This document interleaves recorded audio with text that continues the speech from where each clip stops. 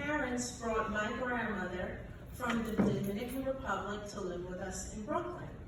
Now, my grandmother wasn't your typical grandmother. She was not affectionate.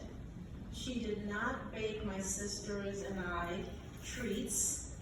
She did not shower us with praise.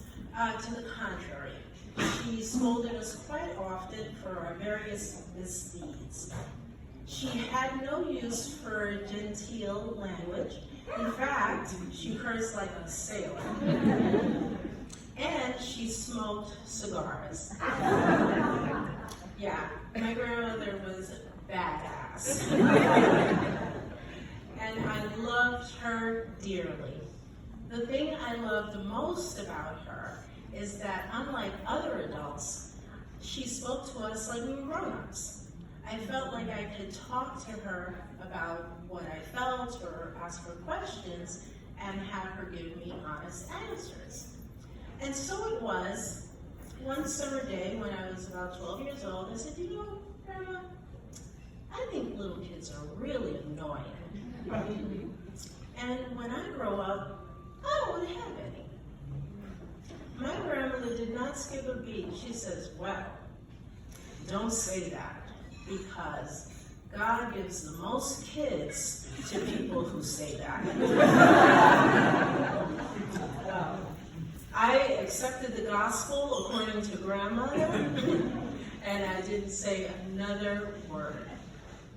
2 years later, one of our tenants gave birth to the most beautiful baby girl I had ever seen. She had deep chocolate skin, big cheeks, beautiful almond-shaped eyes, and I thought, wow, she looks like a living, breathing doll. Her name was Farah, and when Farah turned 1 year old, her mother asked me to babysit her for the summer. And I thought, sure, you know, what could go wrong? This will be great. So the routine was her mother would bring her up. In the morning, I would give her breakfast, lunch, snacks, change her diaper as needed, and keep her entertained. The entertainment consisted of Sesame Street and cartoons. Everything was going smoothly until one afternoon. I left her sitting on the couch. I went to prepare her lunch. And I should have known something was amiss because she was really quiet. When I go back into the living room, her diaper is off. The diaper is on top of my parents' center table. And she's standing over it with her hands, and she's spreading her all over the table. I said, okay. I see.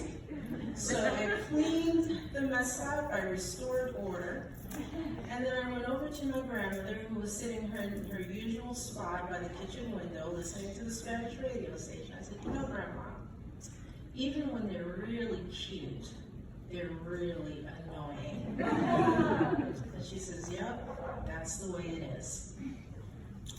2 years later, my sister married her high school sweetheart and moved immediately to Hinesville, Georgia, where he was stationed in the Army. They decided to start their family right away, and so by the time I made the 19-hour bus trip to visit them there the following spring, they were 8 months along.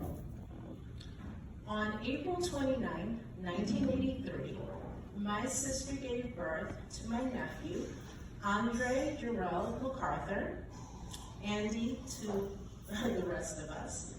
And we did not get to meet Andy until the following September. My sister and Andy were coming to live with us for a year while her husband did his overseas tour in Korea. We go to the airport to pick them up, and my father, who was never an emotional man, catches sight of them first. And he practically breaks into a run to be the first one to hold Andy. I can still see it in my mind's eye. And having Andy in our home brought so much joy, unexpected joy. It also brought a lot of sleepless nights because Andy was an extremely colicky baby, and he'd be up at night crying for what seemed like hours. We'd all take turns trying to rock him back to sleep and comfort him. And I found that even though I had to be up the next morning early to get to school, I looked forward to holding him, to taking my turn, comforting him. And it struck me, I realized that this was the greatest love I had experienced.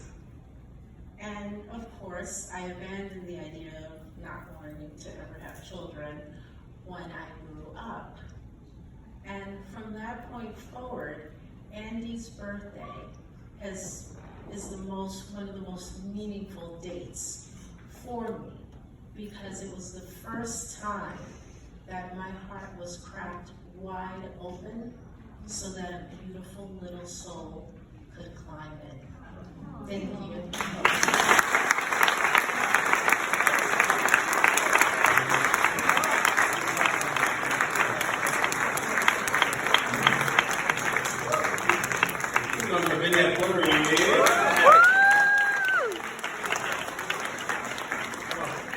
Beautiful little soul could climb in.